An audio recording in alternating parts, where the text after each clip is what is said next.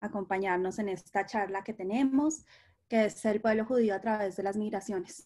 La charla la va a dar Marcos Pekel, director ejecutivo de la Confederación de Comunidades Judías de Colombia, miembro del comité ejecutivo del World Jewish Congress, profesor de las universidades Externado, Rosario y Academia Diplomática.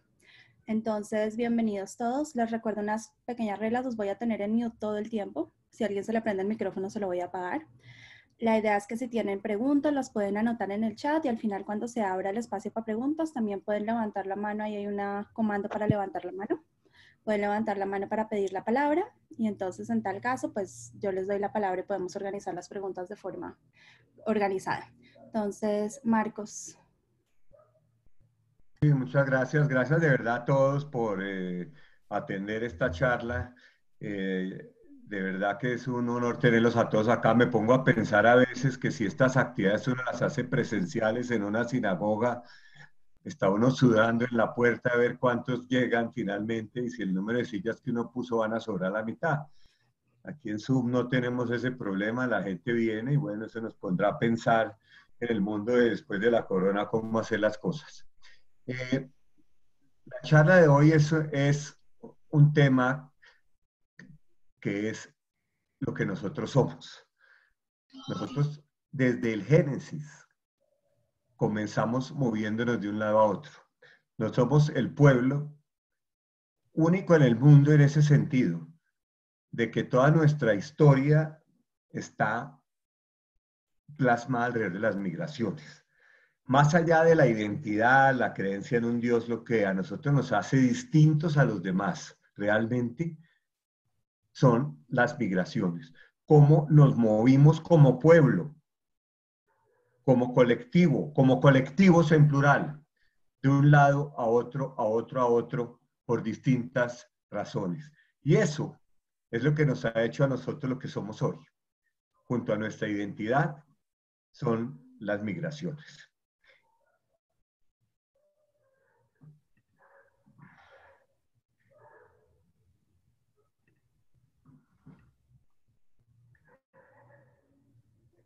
Entonces comencemos hablando de que en el puro Génesis, nuestro nacimiento primero como monoteísmo, es moviéndonos.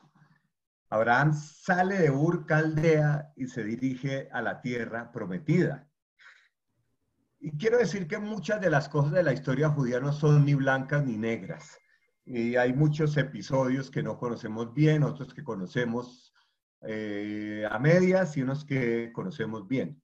Pero acá vemos los desplazamientos. Abraham sin H salió de Ur Caldea, llegó a la tierra prometida y se volvió Abraham con H después de la revelación.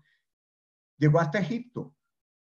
Abraham fue el primero de los patriarcas que llegó a Egipto, después volvió, y después tenemos, obviamente, la salida de José, sus hermanos, que finalmente llegaron a Goshen, a la tierra de Egipto, en donde estuvimos como esclavos, no todo el tiempo, pero casi todo el tiempo, especialmente los últimos siglos, como esclavos 400 años. Esa fue nuestro génesis como colectivo. Movernos de un lado a otro, en este caso, huyendo de la hambruna que era la tierra entonces prometida, la tierra de Canaán. Allá estuvimos en Egipto hasta que nos fuimos de Egipto y ahí nacimos como pueblo. El nacimiento del pueblo judío es con Moisés, cuando sale de Egipto en un nuevo desplazamiento que, pues, de acuerdo a la narración bíblica, duró 40 años. Sobre la ruta del Éxodo hay muchas especulaciones, no se sabe exactamente cuál fue la ruta que tomó el pueblo judío, al que aparentemente se unieron otros colectivos también liberados, si la ruta fue la que se muestra acá o si la ruta del Éxodo fue después de cruzar el Mar Rojo acá por donde les estoy mostrando, si fue por el norte o por el centro. Tampoco hay claridad dónde es el monte Sinaí. Lo que sí se sabe es que el monte Sinaí de la Biblia no es el monte Sinaí que existe hoy en el Sinaí, que algunos de ustedes seguramente visitaron.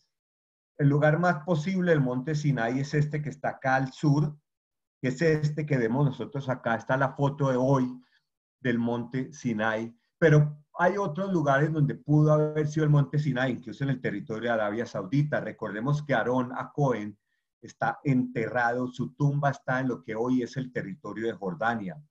Los que van a Petra desde Eilat pasan por la tumba de Aarón y pueden visitarla.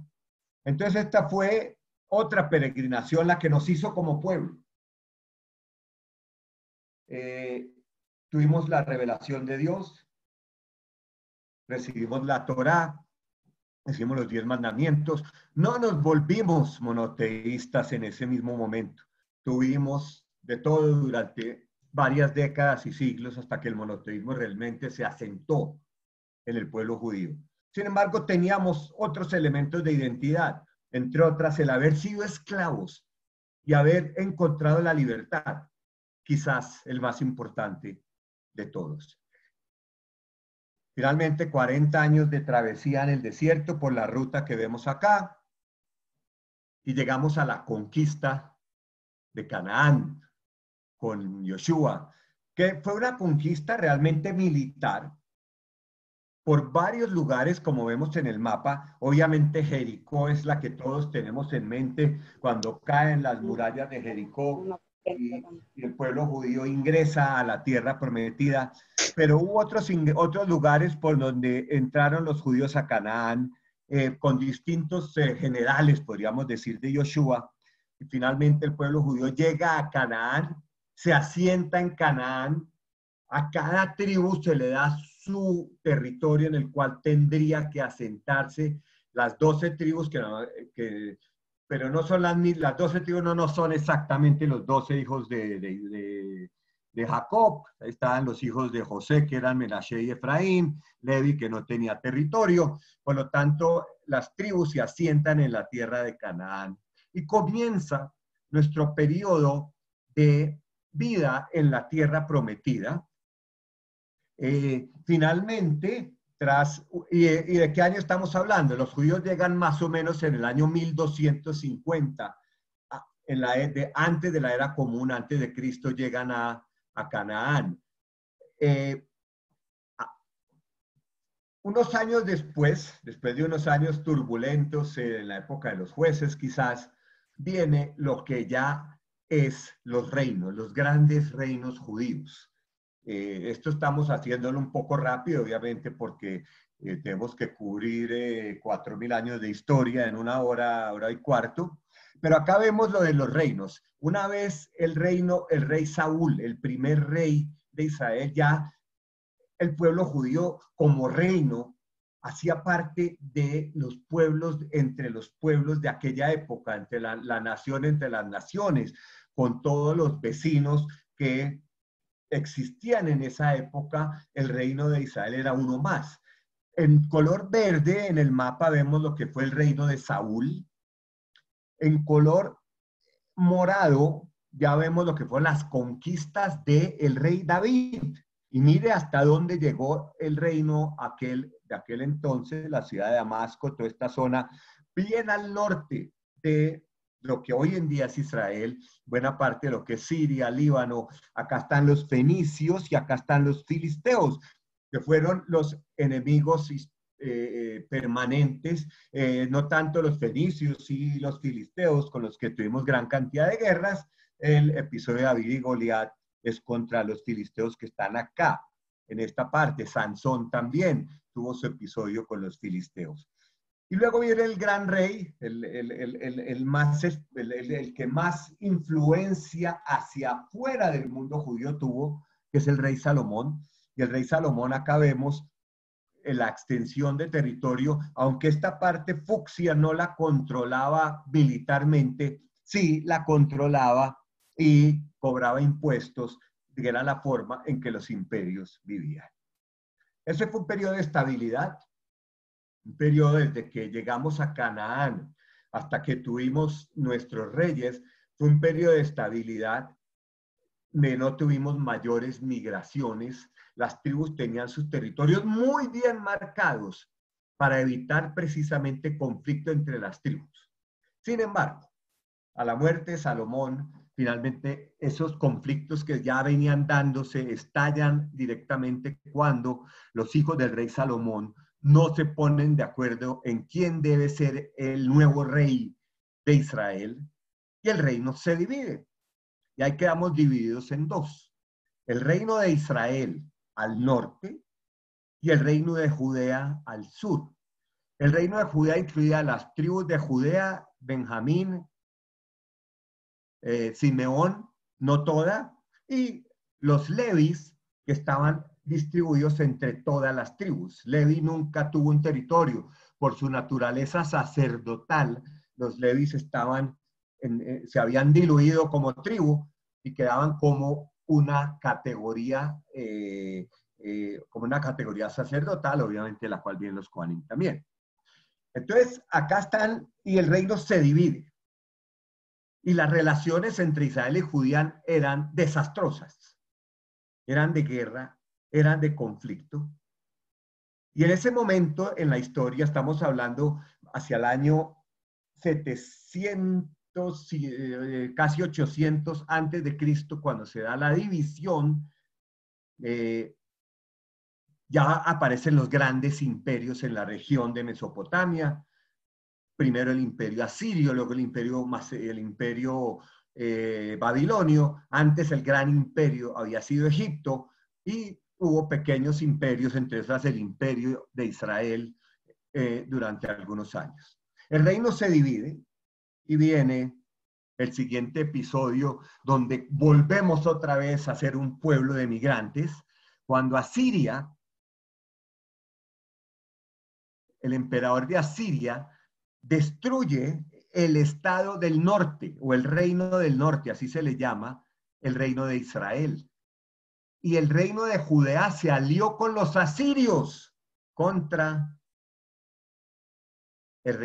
Israel, o por lo menos los apoyó. Pudo haber habido acá un tema de preservación, de que si de pronto ayudaban a los asirios no les iba a pasar a ellos lo mismo. El hecho es que Israel, lo que vemos acá en color fucsia, desaparece con la invasión de Asiria, y 10 tribus salen al exilio. El último rey de Israel fue Osea, y acá vemos cuando realmente salen las 10 tribus, porque lo que hacían los imperios en aquella época era desplazar a la población. Desocupaban un territorio y desplazaban a la población para que esa población no se convirtiera en un problema, o la desplazaban porque necesitaban esclavos, o se llevaban a las mujeres. Todo eso pasaba, y todo eso pasó, y todo eso nos pasó. Entonces, Asiria, 10 tribus, y está la leyenda de las famosas 10 tribus perdidas de Israel, de la cual con evidencia no se ha encontrado tal vez ninguna, pero se sabe que de pronto los judíos etíopes son de la tribu de Dan, que los Bnei Menashe son de la tribu de Menashe, y que los judíos de Bujara son de otra de las tribus, pero son evidencias que no son comprobables. Pero después Asiria fue destruida por Babilonia. El imperio asirio, el gran imperio asirio, que dejó como su capital Nínive, en lo que hoy es Irak, fue destruido por Babilonia. El imperio babilonio no tuvo ninguna conmiseración con Judea, y así el rey Nabucodonosor invade Judea, y en el año 586 a.C., el último rey Sedequías, y nos quedamos sin territorio. El pueblo judío se volvió un pueblo sin territorio en ese momento. Y ahí viene uno de los episodios más críticos de nuestra historia y más trascendentales. Ahí pudimos haber desaparecido como pueblo. Ahí pudimos haber simplemente ser diluidos en Babilonia o en donde fuera que estábamos, y no volver nunca más, como le pasó a todos esos imperios que fueron ocupados por Asiria y Babilonia. Nada quedó de ellos. ¿Por qué nosotros sí quedamos? Porque el pueblo judío sobrevivió a no tener tierra, a no tener templo, a estar disperso. Y ahí sí viene la labor de los profetas, la santidad del tiempo en vez de la santidad lugar, la santidad del Shabbat en vez de la santidad del tiempo. Surge la sinagoga como un lugar donde se leería la Torá en Babilonia. Y es muy importante decir algo respecto al exilio de Babilonia, que a veces no sabemos. No todos los judíos se fueron a Babilonia. Nabucodonosor se llevó a los más capaces, a las élites, claro que también mucho pueblo, pero muchos de los judíos de Babilonia volvieron a Egipto y crearon comunidades en Egipto que ahí vamos a verlas más adelante. Pero como digo, este fue la etapa quizá más trascendental de nuestra historia, una de las más trascendentales. ¿Cómo sobrevivimos como pueblo al haber perdido nuestro territorio? Y ahí está la labor de los profetas, ahí está nuestra creencia, nuestra identidad, el leer la Torá, leer nuestra epopeya histórica y que los babilonios nos dejaron en paz. Hasta que el imperio babilonio también perdió su lugar bajo el sol. Vino ese episodio tan importante para nosotros, que es cuando los persas, el gran imperio persa, que existe hasta el día de hoy, con el rey Ciro el Grande, y el rey Ciro el Grande permite el regreso de los judíos a su tierra, a Jerusalén, a su capital.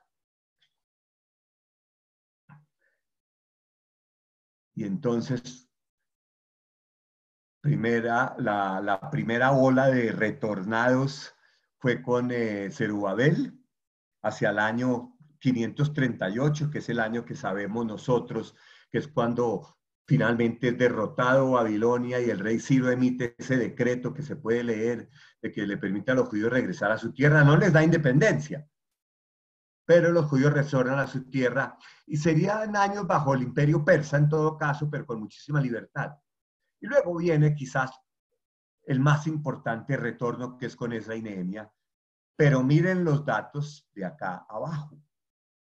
Muy pocos regresaron, más o menos un 25% de los judíos de Babilonia regresaron a lo que era un pantanal o un platanal o un lugar destruido que era esa tierra de Judea y se quedaron en Babilonia. Y se quedaron en Babilonia y esos son los judíos que hasta el día de hoy son los judíos mizrahim. Y los que regresaron, pues viene la historia de Nehemia, muy importantes en algunas de nuestras narrativas, si fueron ellos los que escribieron del verbo escribir la Torá y la plasmaron en escrito, crearon una administración. Y acá tenemos la verdad después del regreso, unos años donde conocemos poco de nuestra historia, que es más o menos del año 400 hasta la época de los macabeos. Son unos años donde nuestra historia es más oscura que clara. Pero muy importante esto. Hasta que vienen los griegos, Alejandro Magno, después Grecia conquista esa tierra de Israel y viene la rebelión de los macabeos que nos volvería otra vez a traer nuestra historia a nuestro conocimiento. Volvería a poner al pueblo judío en la historia de la región. Cuando los macabeos se rebelan no contra los griegos, sino contra la filosofía griega que se había filtrado, contra Antonio Epifanes, que gobernaba desde Siria, era un gobernador. Y la rebelión de los macabeos fue otro episodio trascendental en nuestra historia, que acá vemos cómo después de los macabeos vino ese reino hashmoneo del cual se puede hablar lo que sea, cosas buenas y cosas malas, pero somos un pueblo normal, no somos un pueblo anormal. Y en ese sentido, siendo un pueblo normal en esa época, teníamos que reinar y gobernar y mantener un territorio y mantener una población. Los hashmoneos fueron unos reyes bastante polémicos, pero nos devolvieron la independencia al territorio. Acá vemos cómo el reino hashmoneo creció de esta pequeña Judea liberada por Yehuda Macabí, entre otras, hasta que fue creciendo con Shimeón, que fue el primer rey de la dinastía hashmonea, hasta que el reino de Israel ocupó todos los territorios que están acá en color, en distintos tonos. Todo eso fue el gran reino hasta que finalmente la dinastía Hashmonea se termina cuando llega un miembro de Idumea, judío, sí era judío, es un debate si era o no judío, si Herodes era judío, si no era judío, pero hasta que viene el gran Herodes el Grande, que sería, digamos, el último rey, los últimos reyes de nuestro territorio. Después del reino hashmoneo, reintegrada nuestra independencia, viene el Imperio Romano. El Imperio Romano llega, ocupa también el territorio, la tierra de Israel, pero mantiene cierta independencia, teníamos nuestro templo, el segundo templo que empezó a ser construido por Esdra y Nehemia, pero se volvió el gran templo, todo suntuoso como fue en la época de Herodes quizás, y el gran templo, de nuestro templo, del cual tenemos hoy en día el Muro de los Lamentos, hasta que finalmente los romanos se cansaron de esa independencia, de esos judíos, de esas peleas internas entre los saduceos y los fariseos, y finalmente Roma en el año 70 ocupa Jerusalén, destruye la ciudad, destruye el templo, por segunda vez perdemos nuestro templo, por segunda vez somos puestos a prueba al perder nuestro territorio y nos vamos a lo que es el exilio romano. Que no fue en el año 70 donde realmente comenzó, porque después vino, los romanos mantuvieron, los judíos se quedaron en su tierra sin Jerusalén, vino la rebelión de Bar Kokhba, y quizás fue la rebelión de Bar Kokhba ya lo que finalmente le dijo a los romanos, bueno, estos judíos hay que echarlos de aquí, aquí no se van a calmar, y ahí fue cuando ya se consolida el exilio que comienza en el año 70, en el año 135, cuando los judíos salen al exilio del imperio, en el imperio romano, diciendo que en ese momento aún teníamos un gran porcentaje de nuestra población en Babilonia, en la zona de Babilonia, en lo que está acá. Pero ya quizás el número de judíos que había en la tierra de Israel era similar al número de judíos que había en Babilonia. Las cifras son muy complejas. Se puede hablar de unos 4 millones de judíos en aquella época, que fue mucho más de lo que habría en las etapas posteriores y en la Edad Media. ¿A dónde se fueron los judíos?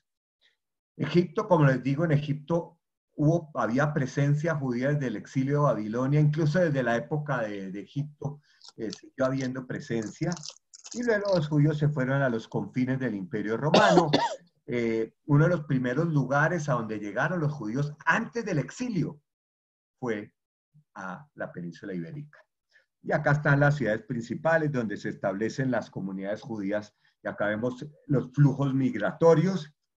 Y desde entonces, nada nos ha acompañado más a nosotros que las migraciones.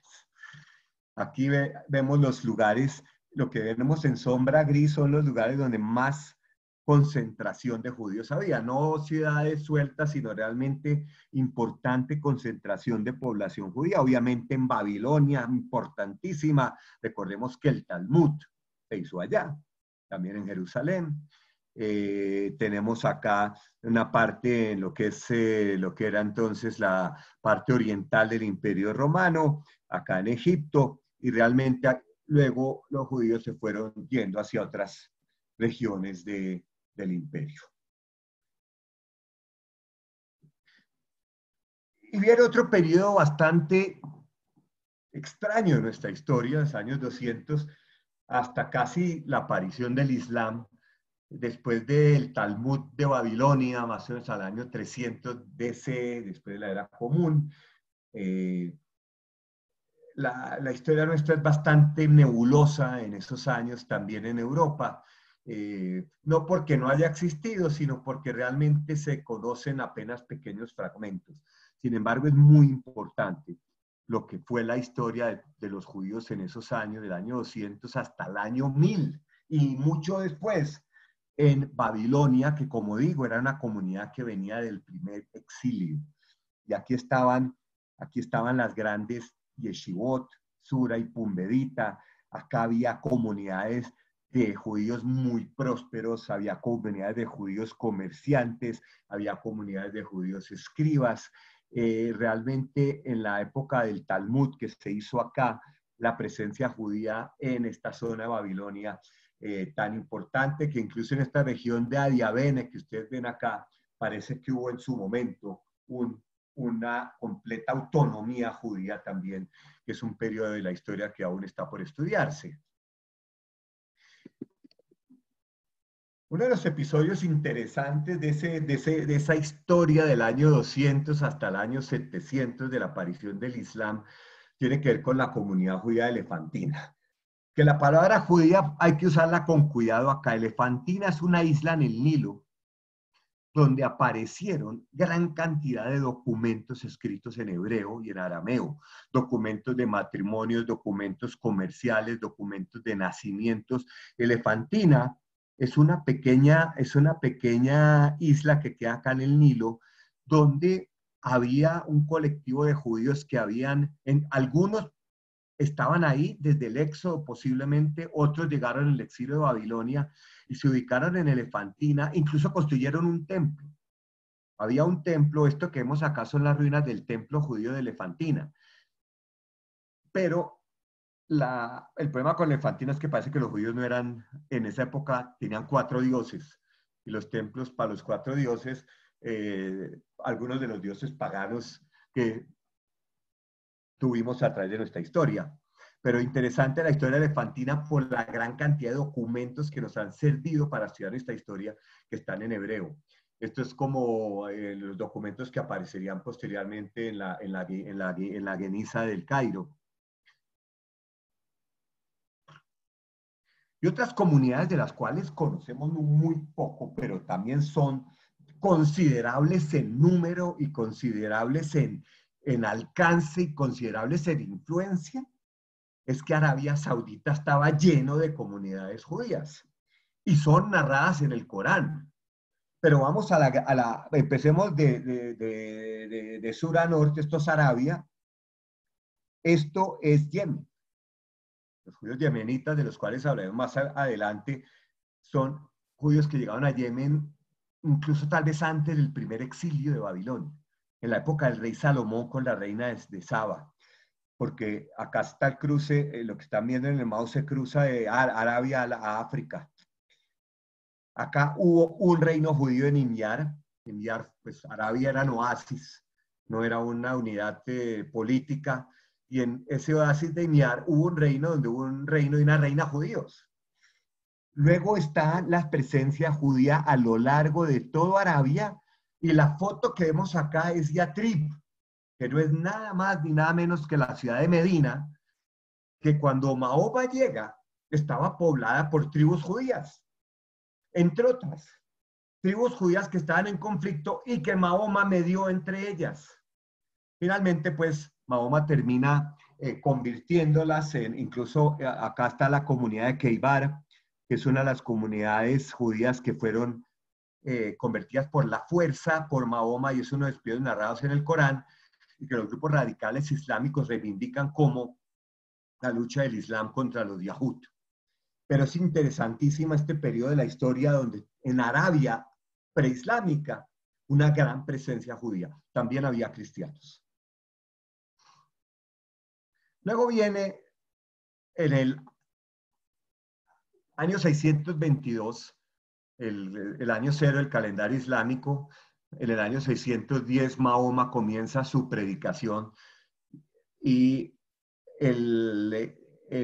Mahoma muere en el año 632 después de Cristo y al año 710, es decir, apenas 70 años, ya el Islam se había expandido a todo lo que nosotros vemos acá en este mapa. Había llegado a España, a la península ibérica en aquel momento, se había expandido por todo el Magreb, se había expandido hasta Irán, hasta Asia Central, toda la región del Medio Oriente que incluye la tierra de Israel y buena parte de lo que es hoy Turquía. Ahí estaban las grandes comunidades judías del mundo.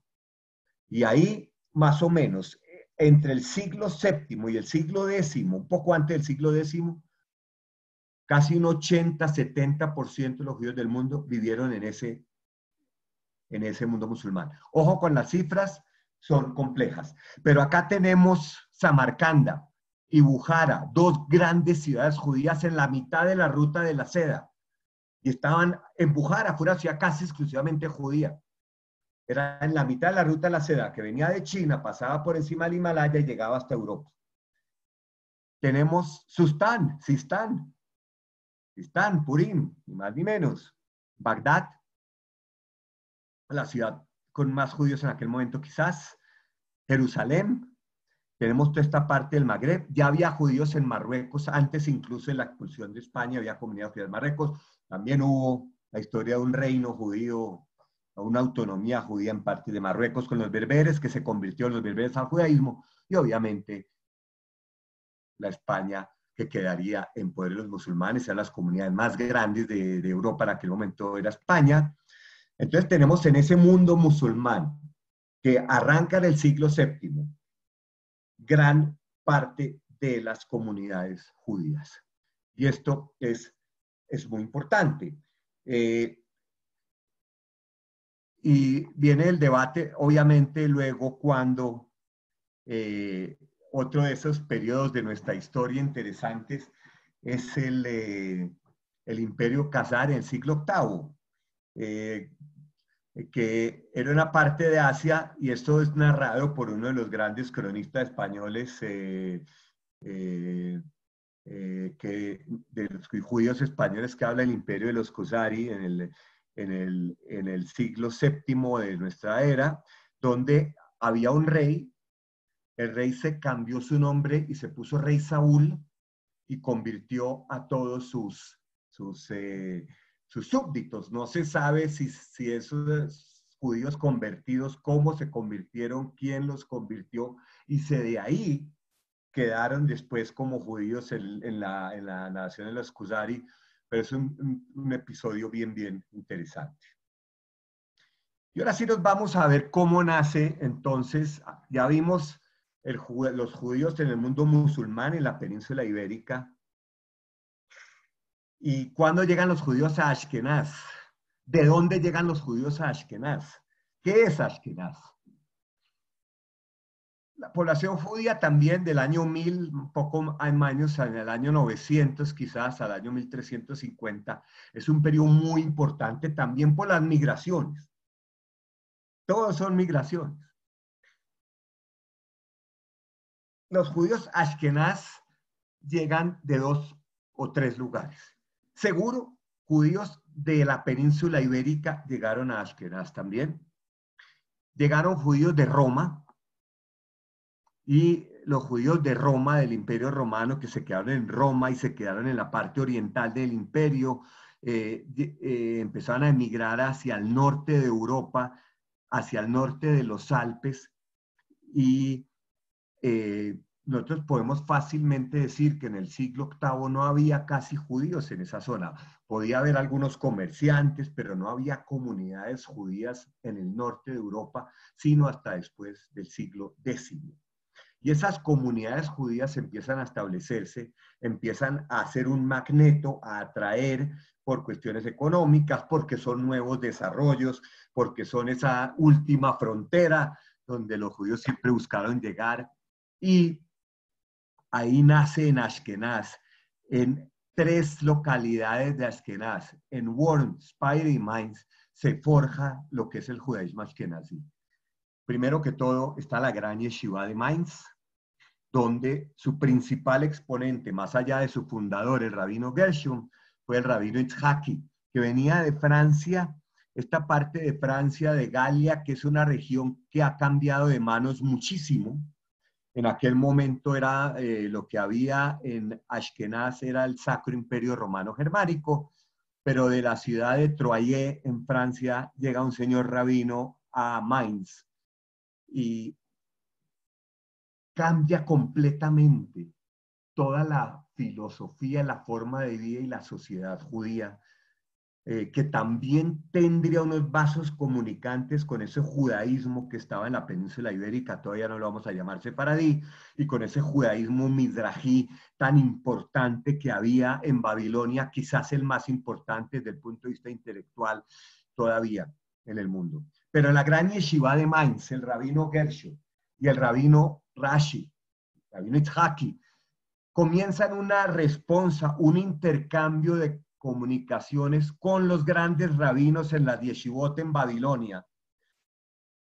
En aquel momento ya era parte del imperio musulmán y empieza a forjarse buena parte de la liturgia, de obviamente toda la interpretación del Talmud hecha por Rashi, pero siempre con la influencia de la gran yeshivot que había en Babilonia y los grandes rabinos y exégetas y gaonim que había en Babilonia. Por lo tanto, estamos hablando de un periodo en la historia del año 1000 absolutamente esencial en esa formación del pueblo judío y de su liturgia en Ashkenaz, en una gran comunicación con Babilonia y también a través de Maimónides, ni más ni menos, quien comenzó en Iberia y terminó su vida en Egipto. Emigrando, tuvo su buena parte de su producción en Fez, en Marruecos, y se logra realmente, acá ya se empiezan a conciliar tres ramas del judaísmo: el judaísmo mizrahi, el judaísmo sefaradí y el judaísmo ashkenazí. ¿Y qué pasa con el judaísmo ashkenazí? El judaísmo ashkenazí sufre varias cosas. Lo primero son las cruzadas. La primera cruzada del año 1090. La cruzada fue una bula papal de Papa Urbano que llamó a la toma de Jerusalén, que está en poder de los musulmanes, a reconquistar Tierra Santa para los cristianos, para los católicos. Las cruzadas fueron unos episodios de fervor religioso, donde jóvenes se unían a una causa en la cual creían, se montaban en sus caballos y salieron hacia Tierra Santa, pero en Tierra Santa encontraron comunidades judías en precisamente Ashkenaz y decidieron que a los judíos había que masacrarlos porque no creían en Jesús.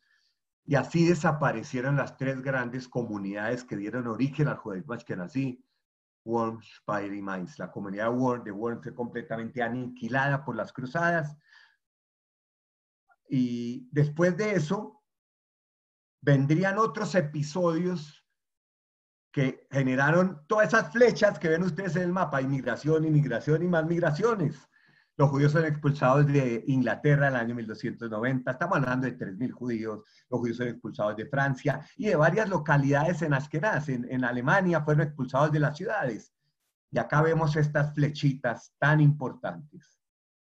Cuando los judíos expulsados de Ashkenaz, con la gran expulsión que vino con la peste negra y las masacres de la peste negra, comienza a consolidarse la mayor de todas las comunidades que ha tenido el pueblo judío en su historia, proporcionalmente, que es la comunidad en Europa del Este, Polonia, Lituania, Ucrania, Bielorrusia.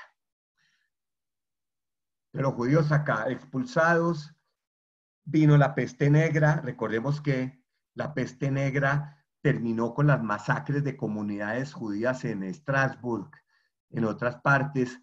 Los judíos empezaron a entender que no había futuro.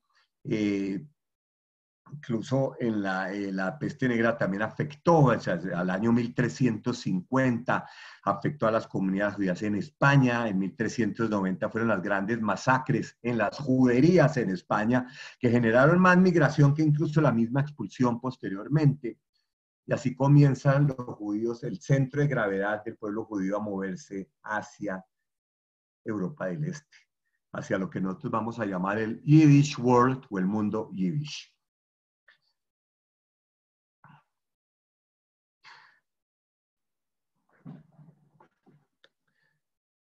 Hablemos un poquito de números. Nosotros estamos hablando de que hacia el año 1650 en el mundo no había más de 700.000 judíos. Por distintas razones. La peste negra también le dio duro a los judíos. En Babilonia la peste negra también afectó a las comunidades judías en África y en el Oriente Medio también. También hubo enfermedades. Pero luego empezamos a ver un crecimiento muy importante de la población judía. Este crecimiento se da especialmente en Europa del Este y en el Imperio Austrohúngaro hacia fines del siglo XVIII, XIX, siglo XIX, cuando realmente empieza a haber mejores estándares de salud, mejores estándares alimenticios, ciudades mucho, comunidades mucho más urbanas. La primera ciudad europea que recibió a los judíos con los brazos abiertos fue Praga, y después vinieron otras como Viena, etcétera. Entonces esa vida urbana era menos sucinta a enfermedades y a generar más prosperidad, más uniones, etc. Esto es muy importante, estas cifras. Pero volvemos unos años atrás para ver la expulsión de los judíos de España, porque la expulsión de los judíos de España obviamente genera unos vasos comunicantes con el judaísmo ashkenazí y con el judaísmo mizrahi. Aquí están los judíos de España, que ya como digo, la migración de España comenzó en 1390 cuando se dan los grandes pogroms en las juderías. En ese momento la población judía en la península ibérica era más o menos unos 600.000 judíos. Al momento de la expulsión habría unos 300.000, ya muchos habían convertido y otros habían ido. Pues las grandes migraciones de los judíos, acá vemos un pueblo de migraciones, salen hacia Ámsterdam. Ámsterdam se convierte en el epicentro de ese judaísmo que ahora sí lo vamos a llamar sefaradí. Y ese judaísmo sefaradí en Ámsterdam posteriormente sería el pionero de las migraciones judías, ni más ni menos que a Nueva Ámsterdam, que hoy se llama Nueva York. Luego los judíos salieron de España también hacia el norte de África y crearon comunidades en el norte de África, en lo que es Marruecos, Argelia, Tunisia y Libia. Los judíos salieron hacia el Imperio Otomano y se juntaron con los judíos mizrahim, y por eso los judíos mizrahim siguen mucho las tradiciones sefaradí, aunque no lo son. Alepo se convirtió en un crisol de unión entre judíos mizrahim y judíos sefaradí. Al comienzo los judíos de Alepo, que siempre fue una comunidad importante, eran judíos mizrahim, y son muy distintos los judíos mizrahim a los sefaradim. Sin embargo, esa simbiosis se empieza a dar con la expulsión. Muy importante, la lengua ladina, el ladino nace en el Imperio Otomano, nace en Tesalónica y principalmente también en Izmirna, también en Istambul, donde esa lengua, que sería una de las varias lenguas judías, conocemos el yiddish y el ladino, pero hay otras lenguas exclusivas judías, y acá vemos el ladino surge en ese Imperio Otomano de esos judíos que rememoraban a España con muchísimo amor. Nunca odiaron a España, siempre hablaban con amor de España. Entonces acá vemos las migraciones del Imperio Otomano y cómo pues fueron principalmente al norte de África, al Imperio Otomano. Recordemos que el Imperio Otomano le abrió las puertas a los judíos. El sultán otomano Bayezid abrió las puertas. Ahí viene el rol de una señora sefaradí muy importante, que es Gracia Nazi, quien se hizo asesora financiera del sultán y ayudó a muchísimo a los judíos a instalarse no solo en las grandes ciudades, sino también en Jerusalén y en lo que era entonces la provincia de Palestina del Imperio Otomano. Hacia 1700, estamos hablando de una población judía del mundo, miren, 2 millones, de los cuales el número de ashkenazim sefaradí era casi igual. Acá ya estamos hablando de sefaradí. Término sefaradí se puede comenzar a hablar cuando uno sea, pero los judíos sefaradí adquieren su identidad quizás al haber salido de España y mantener esa identidad. Pero se puede hablar de la tradición sefaradí que nace en España también. En 1939, para tener un dato de cómo los judíos crecieron después en esa Europa del Este, que la vamos a ver ahorita, había 90% del mundo judío era ashkenazí y 10% sefaradí. Y después del Holocausto, llegamos a esto, 70-30 casi después del Holocausto, ya que la mayoría de los judíos muertos en el Holocausto fueron ashkenazí. Entonces acá vemos ya la población judía en el año 1800 a 1850 y vemos todos estos clústeres acá de verdes que son donde están los judíos, vemos ya esa acumulación, Varsovia, Lodz, toda esta parte, ahorita vamos a ver por qué ahí, y vemos muchísima menos población judía por temas de todo tipo, sanitarios, migraciones, etcétera. Acá en el Imperio Otomano, en España ya no quedaban. En Italia, muchos de los judíos fueron expulsados de España, llegaron a Italia y de Italia fueron expulsados también como en la ciudad de Ancona. Entonces vemos ya un clúster, una acumulación completa del judaísmo casi en buena parte de lo que sería Europa del Este.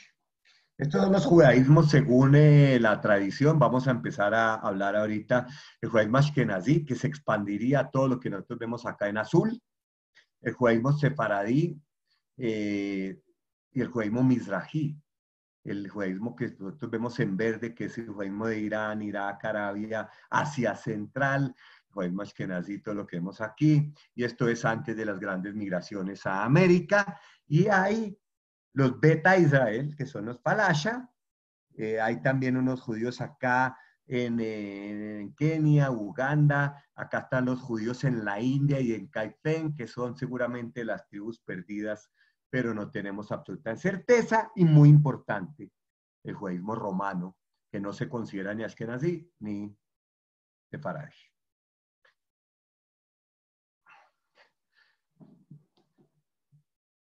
Acá tenemos algunos de esos judaísmos, el shtetl en cualquier lugar, el judaísmo alemán, el judaísmo en Bujara, en Asia Central, una familia judía en Alepo, ya unos judíos mucho más occidentalizados, Yemen, los judíos en Yemen y los judíos en Bagdad.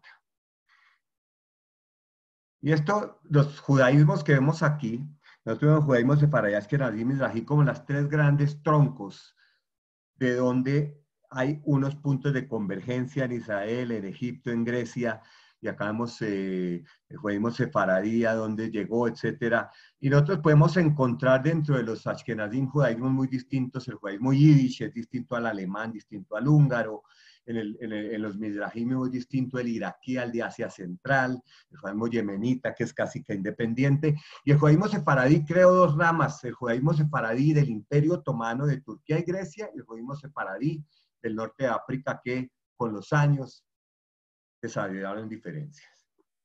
Y acá nos vamos al judaísmo ashkenazí del siglo XVIII. Esto es lo que se llama realmente el Pale of Settlement, el Tjuma Moshav, la zona de residencia establecida por la zarina Catalina la Grande en 1791. En 1897, en el Pale of Settlement, vivía el 60% de la población judía del mundo. Por eso les decía antes, que esas migraciones masivas de Europa hacia esta región de lo que en su momento fue el reino de Polonia y Lituania, fue creado por Catalina la Grande como una zona donde los judíos tenían permitido vivir.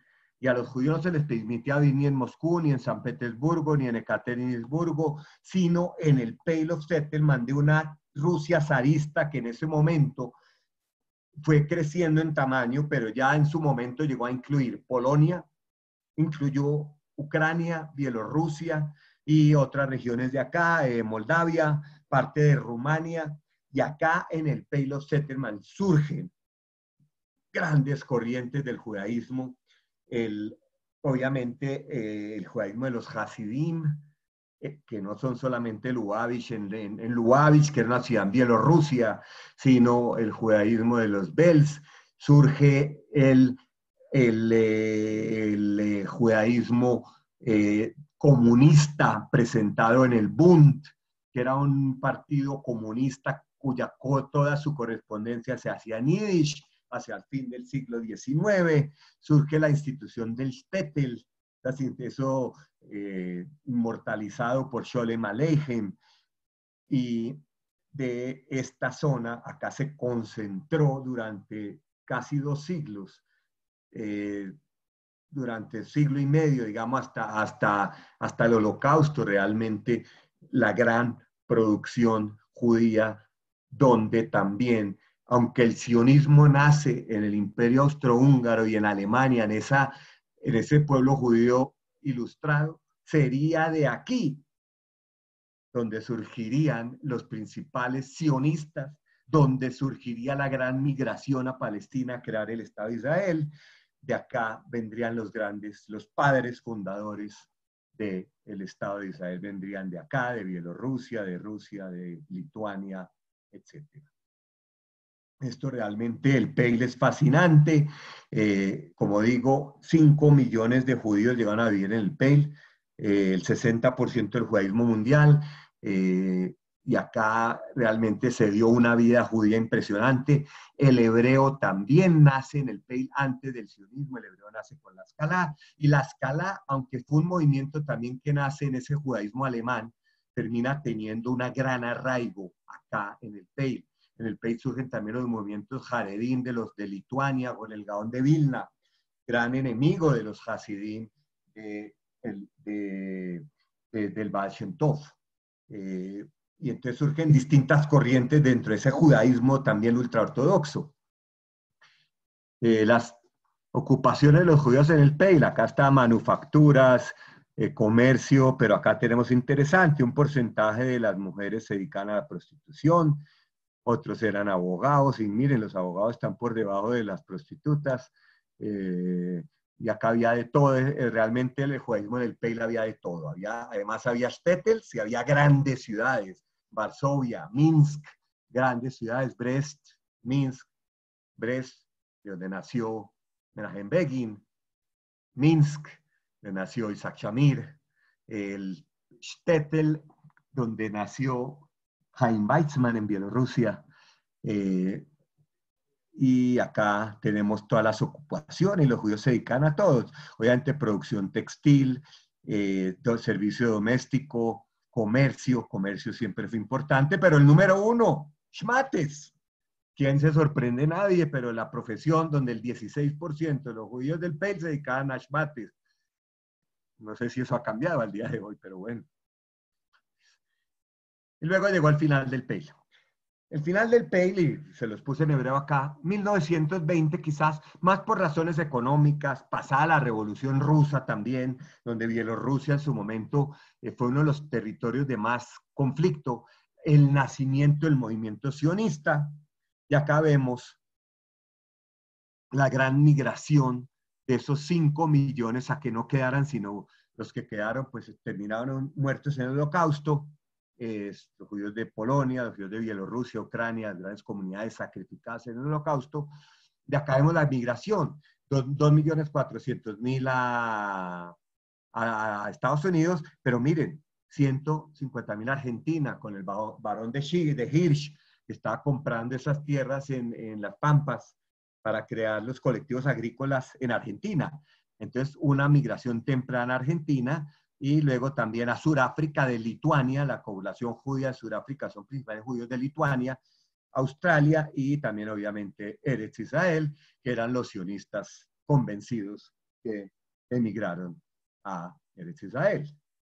Entonces el Peil, que llegó a tener durante, ¿qué digamos?, unos 50 años a concentrar el 60% de la población judía, en 20 años se acabó el Peil, las migraciones, que como digo, que es lo que estamos hablando acá, se llevaron a la gente del Peil a crear comunidades judías en distintas partes del mundo. 15.000 emigraron a América Latina en esos años tempranos, y así vemos cómo surgen comunidades que antes no existían.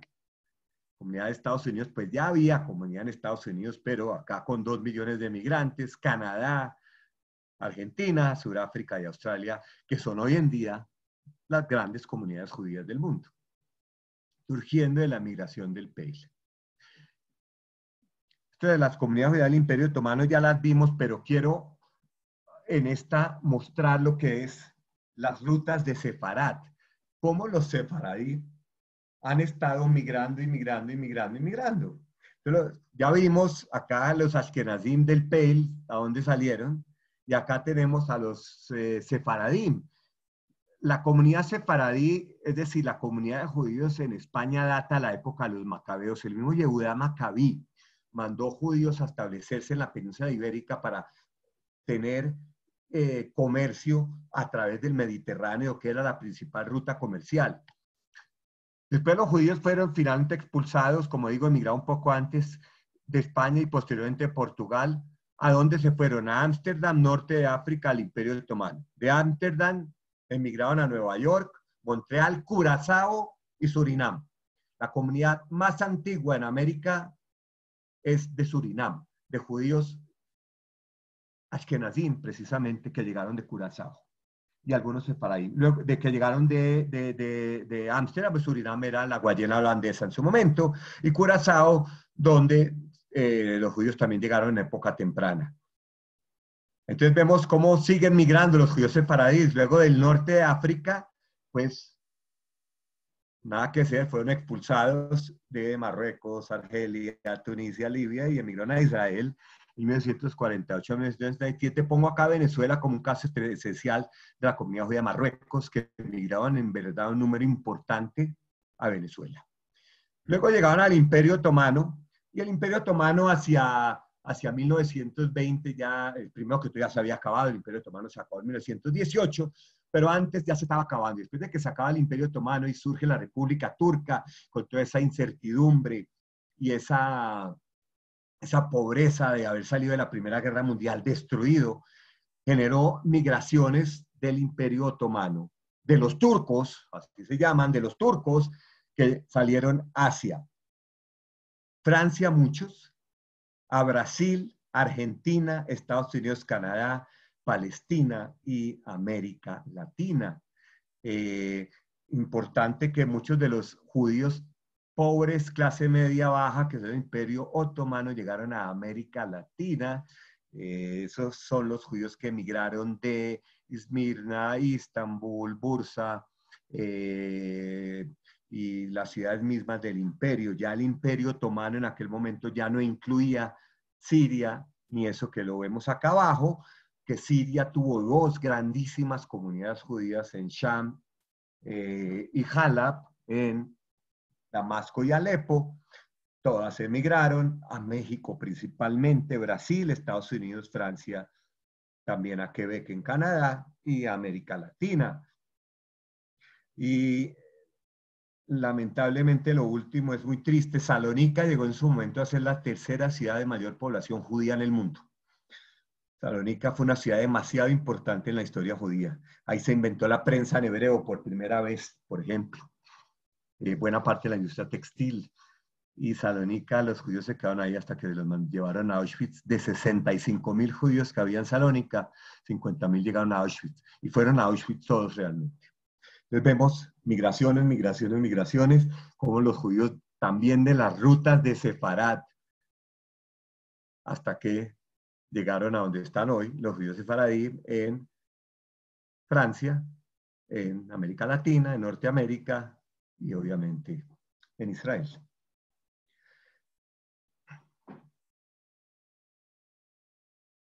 Esta inmigración judía a Estados Unidos, ya quiero terminar. Simplemente quiero hablar ahora de lo que fue las migraciones a Eretz Israel en su momento, al momento de la creación del movimiento sionista. La primera aliyá fueron 35.000 personas, especialmente Rumania, Rusia y Yemen. El caso de Yemen es fascinante para estudiarlo, para entenderlo y para saberlo.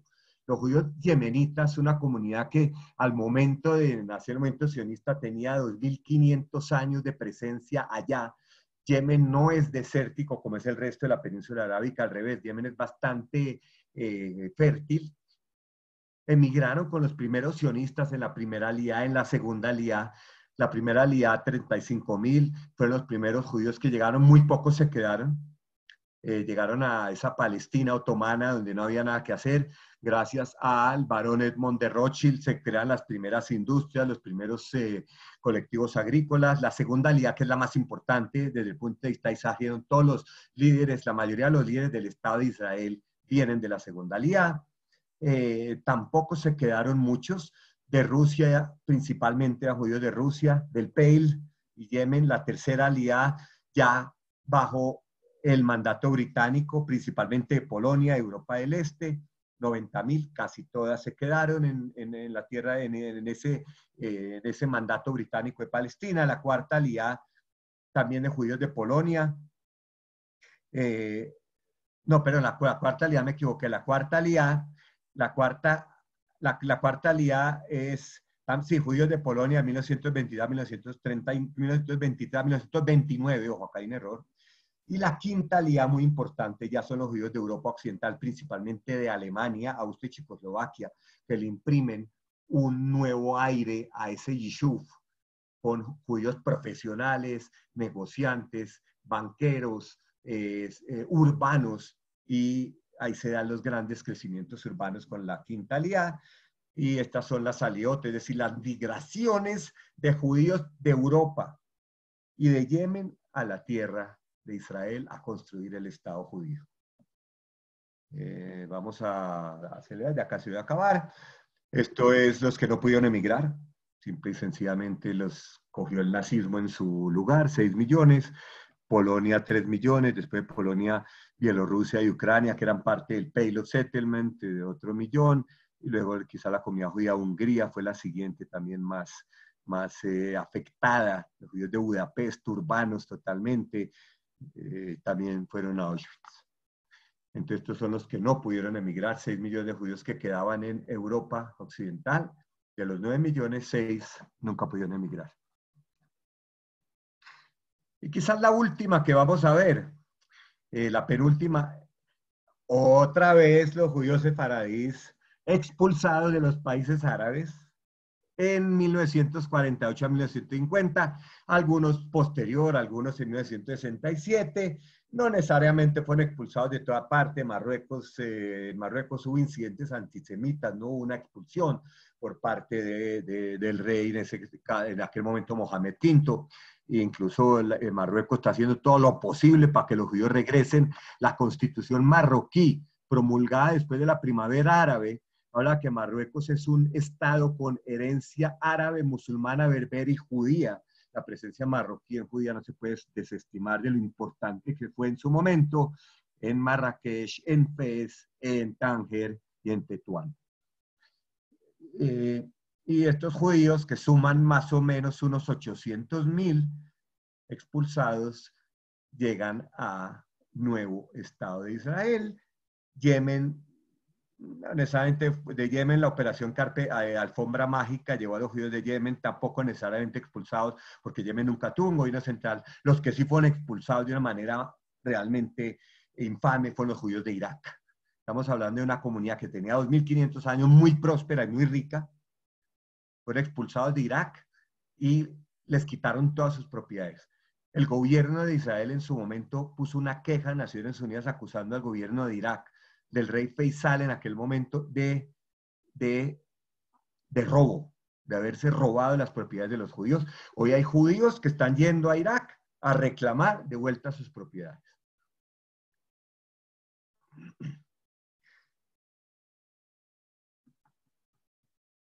Ya para terminar, hablemos de lo que son las aliyot de la población judía en Israel, que en 1517 habían 5.000 judíos en Hebrón, en Sfat y en Jerusalén. Comienza a crecer con las migraciones hasta el dato de hoy de 6 millones más o menos de judíos, quizás un poco más, hoy en día tal vez cercano a 7. Acá vemos cómo las aliyot fueron creciendo. ¿Y de dónde llegaban esos judíos? Rusia, Ucrania, former Soviet Union, después de la creación de Israel. Estas cifras son después de la creación del Estado de Israel. Marruecos, Tunisia y Argelia. Acá vemos Etiopía, los judíos negros, de unos 100.000, de Francia, Argentina, una gran población judía argentina, Yemen, etcétera. Señores, con eso yo termino para dar espacio a preguntas. Como digo, acá hay muchos episodios que nos faltó, unos episodios que los pasamos muy rápido, otros que se quedaron a medias, pero digamos que, como digo, somos un pueblo migrante. Y podríamos decir que ya con el establecimiento del Estado de Israel, pues las opciones de migración se acaban. Pero, you never know. Vivi. Bueno, muchísimas gracias por la charla. Creo que hay varias preguntas, tengo un par ya en el chat, entonces voy a empezar con esas. Y los demás que quieran hacer preguntas, les recuerdo que tienen un botón abajo donde pueden poner levantar la mano. Levantan la mano, si yo los veo, les puedo activar el micrófono y pueden levantarla y pueden hacer la pregunta. O anótenla en el chat y se las paso yo a Marcos entonces. Entonces la primera que hicieron ya hace unos minutos es ¿por qué desapareció totalmente ese reino de Kusari sin quedar rastro alguno? ¿Qué se supone que ocurrió? No hay certeza.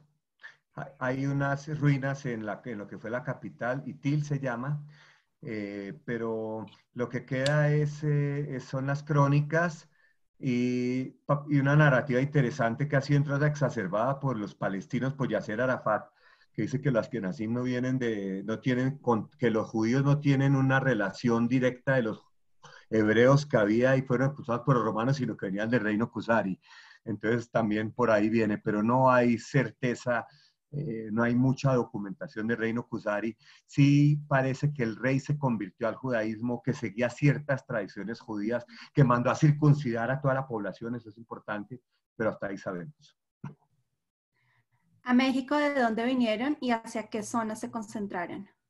Bueno, los judíos de México, en México, ya no sé si acá hay alguien de México, las comunidades judías de México llegaron, obviamente la comunidad ashkenazí es la más grande, a pesar de que se cree que no, pero todos los judíos en México están divididos entre la comunidad ashkenazí, que llegó de Ashkenaz, Polonia, Rumania, Rusia quizás, pero los judíos árabes, que así se llaman, que son los judíos de Alepo, Maguen David y Monte Sinai, de Sham, de Damasco, y los judíos sefaradí, la comunidad sefaradí en México, distinto a la comunidad sefaradí en Colombia, por ejemplo, o la comunidad sefaradí en Chile también, distinto a la comunidad sefaradí en Colombia, son judíos solamente que vienen de Turquía y Grecia, y no incluye a los judíos que llegaron o del norte de África o de Alepo y Damasco en este caso. ¿De dónde proviene el nombre Ashkenaz? Uy, hay una primera, no sé si alguien acá me puede ayudar porque yo he buscado el origen de la palabra Ashkenaz y no lo he encontrado, pero había una publicación que tenían los judíos en World Spire y Mainz que se llamaba Crónicas de Ashkenaz y la palabra Ashkenaz podría ser una sigla de tres que une los nombres de las tres ciudades. No sé si alguien acá tiene más conocimiento de dónde viene Ashkenaz, porque el uso de la palabra hoy es fácil, pero el origen no está tan claro. Pues nadie respondió al respecto todavía, pero seguimos con la lista. Una que me hicieron a mí, la charla la estamos grabando, en un par de días va a estar disponible, síganos en nuestras redes sociales y ahí vamos a poner el enlace para los que se perdieron la mitad o quieren volver a ver la charla. ¿Por qué se expandieron tanto los musulmanes y los judíos no? Porque los judíos, facilísimo, el Islam es una religión universal, al igual que el cristianismo, es decir, una religión proselitista, una religión universal cuyo mensaje es ser llevado a todas las naciones del mundo. El judaísmo es el pueblo elegido. Sí hubo periodos en la historia donde convertimos, pero finalmente no fue nunca nuestro interés llegar a todo el mundo, sino seguir siendo el pueblo elegido. ¿Cómo está el asunto para los que queremos hacer alía ahora? Creo que no es el tema, pero... Eso que le pregunté a la Sofnut, esta vez se la preguntan a Karin después. En el libro de Kusari, Yehuda Levi no es informativo de la historia. Sí, sí puede ser, pero el problema de Yehuda Levi es que narra una imagen, narra una foto, y después de Yehuda Levi no tenemos nada más. Entonces, por eso la dificultad en hacerle un análisis completo a la historia del reino Kusari. Es como tomar una foto hoy y no saber en los próximos 100 años qué pasa y luego tratar de esa foto reconstruir toda una narrativa. Ahí está la dificultad del reino Kusari. ¿Cómo saber cuáles libaneses que llegaron a Colombia en el tiempo del Imperio Otomano fueron judíos? No sabría, pero creo que no muchos. Creo que sí hubo muchos judíos libaneses que emigraron, no sé si a Colombia, creo que pocos. Tenemos a Ezdi Tota como un judío de Beirut, pero reciente, no del Imperio Otomano. ¿Cómo se explica que no se haya diluido totalmente el pueblo judío sin tener ni tierra ni templo? Si se pudieron mezclar o ver influenciados, ¿por qué no desaparecieron? ¿Hay alguna razón natural que pueda explicarlo? Pues sí, eso nos daría pie a otra charla, pero como digo, la clave fue el exilio de Babilonia en la cual el pueblo judío pudo vivir como judío sin templo y sin tierra. Y eso es gracias a los profetas, la labor de los profetas que estuvieron con nosotros en Babilonia, que nos permitieron primero leer, esa es una palabra entre comillas, pero sí estudiar la Torah, estudiar la narrativa, reunirnos en el Beit HaKnesset. El Beit HaKnesset es una institución que nace en el exilio en Babilonia y la identidad. Posteriormente, ya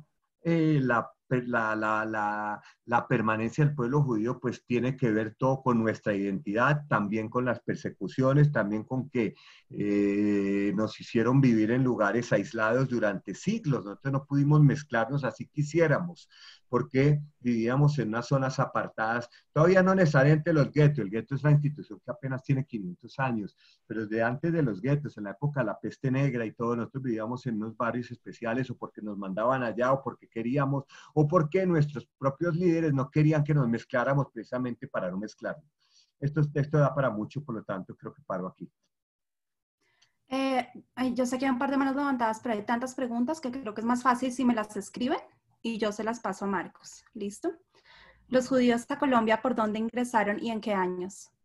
La población, bueno, hay un tema que no traté tampoco porque es los judíos que llegaron con la conquista española, intencionalmente no lo hice, porque hubo judíos que llegaron con la conquista española, pero eso quedó muy poco. Eh, los judíos llegaron a Colombia por Puerto Colombia y por Buenaventura. La primera comunidad judía en Colombia, la comunidad de Barranquilla, se funda en 1928, pero judíos llegaron a Colombia por ahí de 1915. Eh, Llegaron desde Ashkenaz principalmente, los judíos que llegaron del Imperio Otomano ya un poco después y de Alepo también un poco después. En 1929 se funda el Centro Israelita de Bogotá, que es la primera comunidad en Bogotá, y nosotros tenemos más la misma proporción de sefaradí ashkenazí que casi todo el mundo, 75-25 más o menos. Por ahí llegaron, entre 1920 y 1950, han sido las grandes migraciones de judíos a Colombia. ¿Cuál se puede decir que es la mayor diferencia entre los sefaradíes y los ashkenazí? ¿Cómo viví? ¿Cuál se puede decir que es la mayor diferencia entre sefaradim y ashkenazim? Yo creo que más allá de la liturgia es la narrativa. Los judíos sefaradí tienen una narrativa que la preservan como parte de su identidad judía. Algo que los ashkenazim hacemos quizás un poco menos porque somos muchos, eh, pero los sefaradín mantienen, por eso hay una organización mundial de judíos sefaradís y no hay una organización mundial de judíos ashkenazí. Por eso hay organización Latinoamérica de judíos sefaradí, FECELA, y no hay negociación, porque la parte, es lo que les decía yo, los judíos que se fueron de España siguieron viviendo en España a pesar de que no están ahí, por eso surge el ladino, por eso hablaban español, por eso escribían poemas y cánticos a España, no al lugar donde estaban. Y por la misma grandeza de su historia. Y quizás, y esto lo digo con mucho cuidado, por episodios en los cuales sintieron que los ashkenazim no los trataban como iguales. Porque en Colombia no hubo grandes migraciones de judíos. Eso se lo podemos agradecer al señor Luis López de Mesa, canciller de Eduardo Santos, quien específicamente dio la orden. No eso es una razón. A cónsules que no habían perdido. Segundo, Colombia desde que perdió Panamá se cerró a las migraciones, se cerró al mundo. Por eso acá tampoco hay italianos, tampoco hay portugueses, tampoco hay grandes migrantes. Sí llegaron alemanes y suizos porque eran de raza blanca y se les permitió, pero no, los judíos sí, en el tema de Luis López de Mesa, un ministro de Relaciones Exteriores que específicamente dio orden a los cónsules de no expedirle visas a los judíos. Segundo, síganos en las redes sociales, es @ccjcolombia, en Instagram, en Twitter y en Facebook, @ccjcolombia. La denominación judíos no viene después del exilio de Babilonia. No, no es una pregunta, perdón. Segundo que me perdí. que están pidiendo más charlas, muchas felicitaciones. Aquí. ¿Quiere Heavy, que la gente pregunte o? No, hay muchas.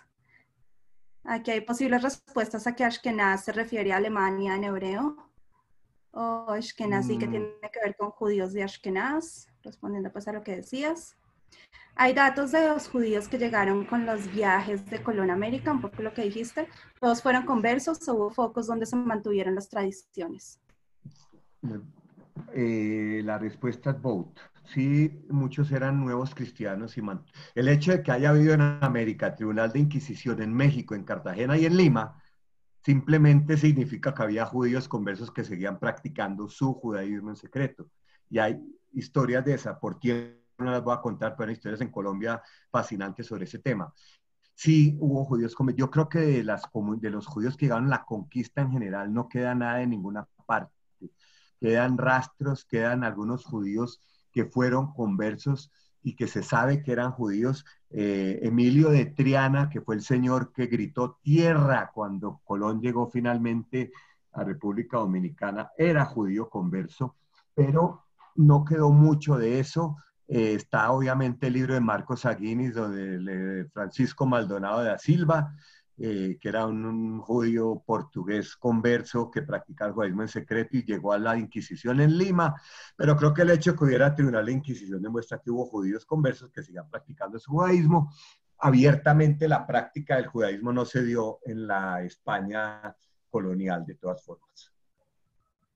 ¿En qué año la comunidad judía de Colombia alcanzó su máxima cantidad de individuos y cómo se distribuía la población? Que ya lo dijiste entre Ashkenazí y Sefaradí. Hay dos datos. Hay un dato de que la comunidad judía en Colombia tuvo su máxima población en 1950, a mediados de los 50, como un descampadero en que muchos judíos después fueron a otro lado y ni siquiera quedaron registrados. Y ya en tiempos más modernos, yo podría decir que la comunidad hacia 1900, en la mitad de los años 80 quizás pudo llegar a tener entre 7.500 y 8.000, no sé si llegamos a los 10.000, siempre tuvimos una hemorragia. Nosotros siempre tuvimos emigración de jóvenes desde siempre, en los años 60, 70. No fuimos una comunidad quizá como Chile y México, donde los muchachos se quedan ahí y es parte de su vida. Acá los muchachos se iban a estudiar y no volvían y esa hemorragia siempre la tuvimos. Obviamente que los años 90, cuando vino la época de la inseguridad, los secuestros sí generaron una pérdida del 30% de la comunidad entre 1997 y el año 2002. Si hoy en día somos 5.000, pues hagamos el cálculo. Con las conversiones masivas al judaísmo en Colombia, ¿será que si sobreviven como sociedad en el futuro habrá otra secta nueva de judíos? No respondo a la pregunta por ahora, podemos dejar para otro tema. Si se consigue el libro de Daniel, me imagino que Daniel Mesa Bernal, pues, tiene Sí, explicación y dónde se consigue el libro. sí, no sé si se consigue. A veces toca pedirlo, pero yo lo tengo y podríamos ver en qué forma podemos reproducirlo el que yo tengo. Ok, segundo. No entendí Si esa alguien quiere pregunta. preguntar por micrófono, yo le doy la palabra mientras Vivi encuentra ahí. ¿Alguien quiere preguntar por micrófono Puedo, así? tengo cerrada, pero pueden levantar la mano. ¿Es cierto Eso. que los paisas son de ascendencia judía? ¿Cómo, Vivi? ¿Es cierto que los paisas son de ascendencia judía? Hay estudios que demuestran que un porcentaje alto de la población en Colombia tiene ascendencia judía. El referente, en este caso, Enrique Serrano, profesor de la Universidad del Rosario, en este momento es el director del Archivo Nacional. Y él presenta unas expresiones paisas como expresiones claramente judías y él hace seguimiento a las raíces de los paisas y los santandereanos a poblaciones en España donde había gran cantidad de judíos. Recordemos que España llegó en su momento a tener una población judía donde muchas de las ciudades tenían casi la mitad de la población o la mayoría eran judíos. De ahí emigraron muchos con la colonia y es posible que muchos de esos tenían su ancestro judío, no lo siguieron como práctica, pero sí como costumbres, y de ahí sale Enrique Serrano con la conclusión de que paisas y santandereanos tienen origen en poblaciones judías en España. ¿El apellido Eskenazi tiene que ver con judíos que fueron de Ashkenaz o que pasaron por Alemania? El apellido Eskenazi. Eskenazi. Yo creo que Colombia Eskenazi son más sefaradís que Ashkenazim, no, eso tendría que verse ya en el estudio genealógico y no lo conozco. ¿Qué porcentaje de uniones de judíos con no judíos puede haber en Latinoamérica? No me gusta meter Latinoamérica en una caja. En Colombia son mucho menos que en Argentina, en Panamá son mucho menos que acá, en México son menos que en Argentina. O sea, que cada comunidad tiene su propia narrativa, su propia dialéctica y su propia dinámica. Yo pensaría que en Argentina son un número importante, pensaría que en otras comunidades son muchísimo menos. ¿Por qué Polonia concentró la mayor cantidad de Ashkenazim? Esa sí es una pregunta. Polonia y el PEI. Polonia en su momento, el primer rey del, no se llama reino, sino del ducado de Polonia y Lituania, abrió sus puertas a los judíos por varias razones. No por comercio, por educación, y los judíos terminaron jugando un rol absolutamente preponderante. Por ejemplo, no se sabe, nosotros pensamos que los judíos en Polonia vivían en los shtetl, pues los judíos en la Polonia de antes de la guerra construyeron los ferrocarriles, y dos empresas de judíos se pelearon por las rutas de los ferrocarriles. Lituania ni se diga. Por lo tanto, hubo gobernantes ahí que en los momentos más difíciles de la historia judía de la Europa abrieron sus puertas a los judíos. Obviamente que los judíos buscando mejores oportunidades, también yendo al Last Frontier. Eran lugares que estaban desarrollándose. Cuando estaban construyendo los ferrocarriles en Polonia, quizá ya existían en Inglaterra. Por lo tanto, estaban buscando nuevas oportunidades. Es algo que los judíos siempre han hecho. Ir to the Wild West, a buscar nuevas oportunidades. Y Polonia se las dio. Y realmente los episodios de persecución en Polonia son menores, son pocos. Igual en Lituania casi ninguno. Y Ucrania, que nosotros consideramos la cuna del antisemitismo, no es tal. Hubo episodios muy graves después de 1900, sin duda, pero fueron lugares que abrieron las puertas a sus judíos y los judíos pudieron prosperar muchísimo allá. ¿Han hecho análisis genéticos para ver estos orígenes de algunas poblaciones como los paisas? No lo sé, puede ser que sí exista. Pastor Raúl Rubio, le doy la palabra. Gracias. Estoy en el teléfono del pastor Raúl Rubio, soy el suegro. Hola, Marcos, ¿cómo estás? Muy interesante la charla, muy agradecidos. Media comunidad Yovela hemos estado siguiendo la conferencia. ¿Qué registro hay de Sosúa en República Dominicana? De esa historia que yo estuve hace unos meses allí y en el aeropuerto de Puerto Plata hay unos murales bellísimos de las comunidades judías que se establecieron allí. Cuéntanos. Sí, claro, Sosúa fue el centro de una migración judía muy importante, judíos alemanes. Los judíos alemanes saliendo de Alemania durante la guerra, y puedo decir que mi padre fue uno de ellos, llegaron a Haití, pero en Haití los negros no querían blancos, entonces no dejaron entrar a los judíos alemanes, y el presidente de República Dominicana, el generalísimo Rafael Leonidas Trujillo Molina, abrió sus puertas de par en par a los judíos alemanes para que le manejaran el Estado, y le manejaron las aduanas, y le manejaron el Banco Central, y le manejaron varias empresas. Sosúa fue el centro de la comunidad judía en República Dominicana, junto con Santo Domingo también, pero en Sosúa pues la comunidad prevaleció a la muerte. Cuando asesinaban a Trujillo, muchos judíos salieron corriendo de allá porque no sabían qué les venía, pero muchos judíos en Sosúa se quedaron, pero hoy en día hay muy poquitos.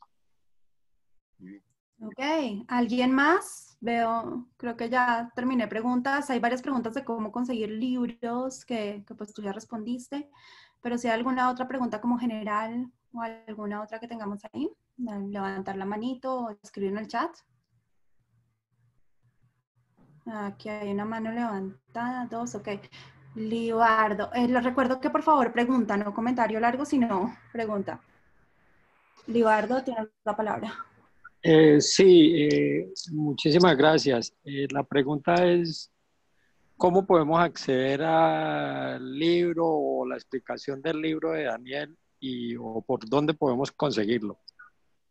¿A cuál libro? Creo que el de Daniel Mesa Bernal, si no estoy mal. ¿Sí? Eso lo hacemos después de la conferencia, ¿ok?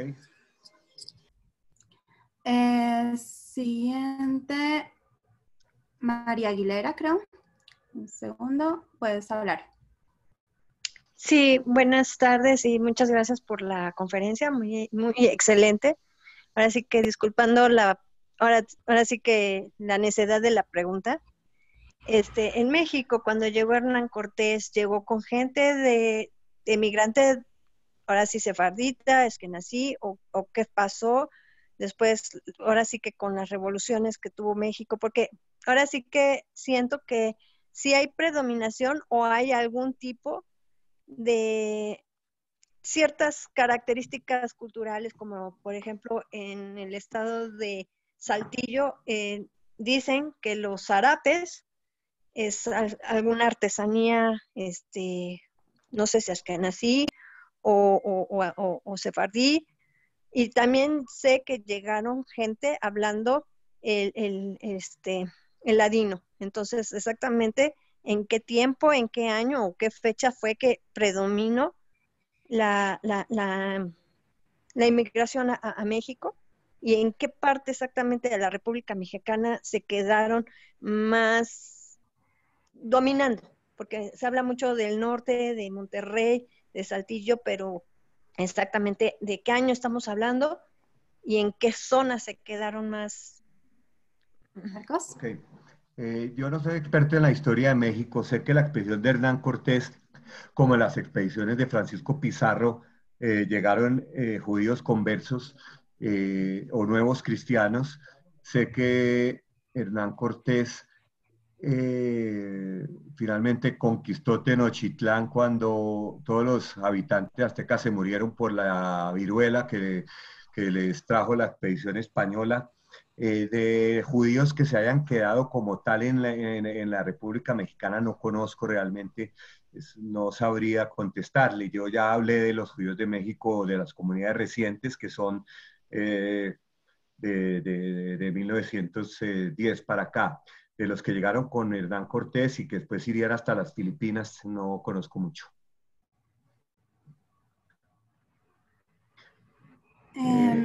Jorge Burges, pero tengo dos más, los voy a dejar que las pregunten, pero por favor, breve, si no, en serio los voy a contestarle a mi amigo Germán Clark, que me da mucho gusto tenerlo acá. Si ese libro se consigue fácil, Germán.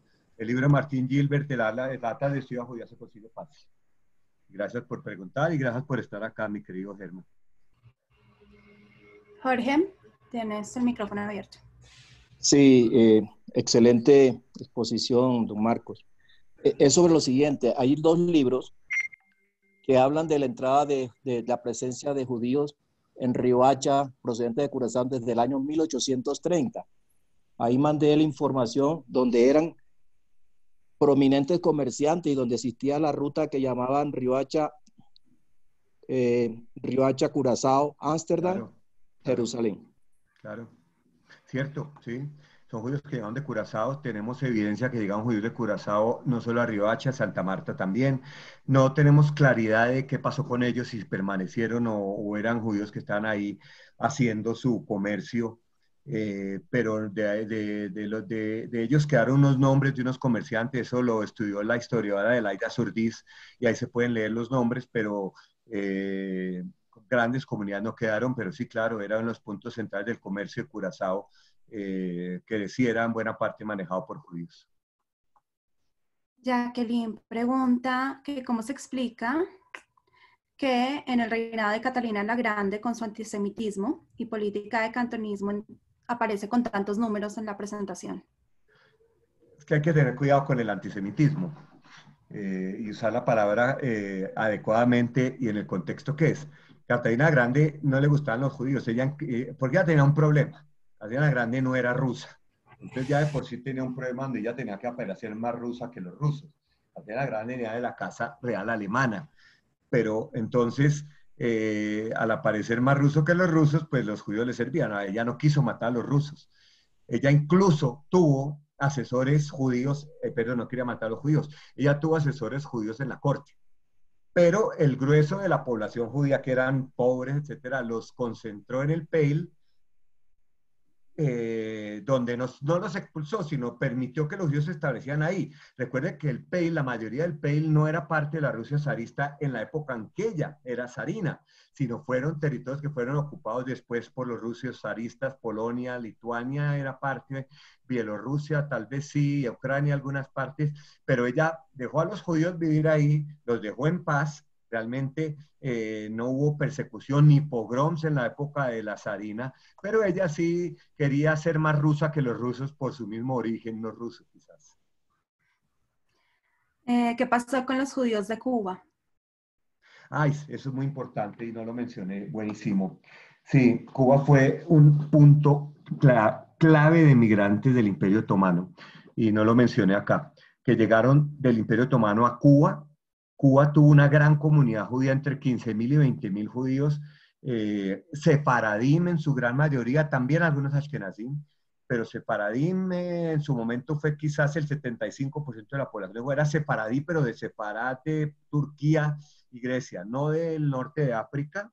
Y obviamente después de la revolución, muchos se fueron, algunos llegaron a Colombia, y muchos emigraron donde pudieron emigrar. Hoy en día todavía hay una comunidad de unas 1.000 personas en Cuba, y lamentablemente la ciudad de Sefaradí está cerrada y funciona solo la otra, pero fue un centro muy importante de migración judía. Sí.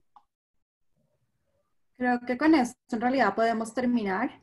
Les recuerdo la charla, la vamos a dejar colgada, vamos a poner en las redes sociales. Nos pueden seguir en Instagram, en Facebook y en Twitter, @CCJColombia.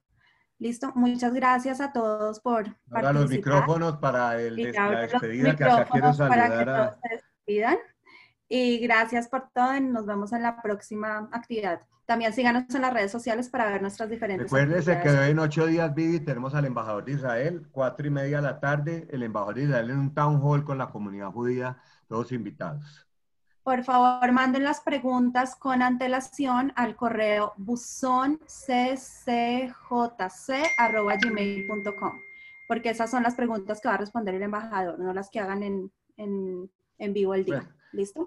Habrá cierta libertad para nuevas preguntas. Vivi, abra los micrófonos aquí. Quiero saludar al doctor Abraham Raskowski, que no lo veo hace rato. Muchas gracias, Marcos.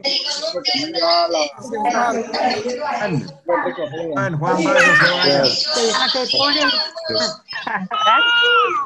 van a ponerla en la reposición. ¿Oyes? Guardo.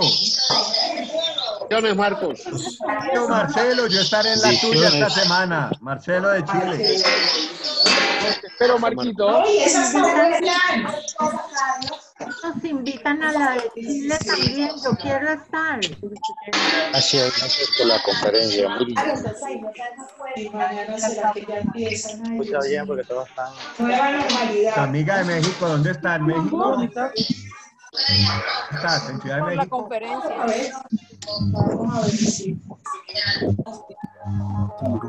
Pero ahora los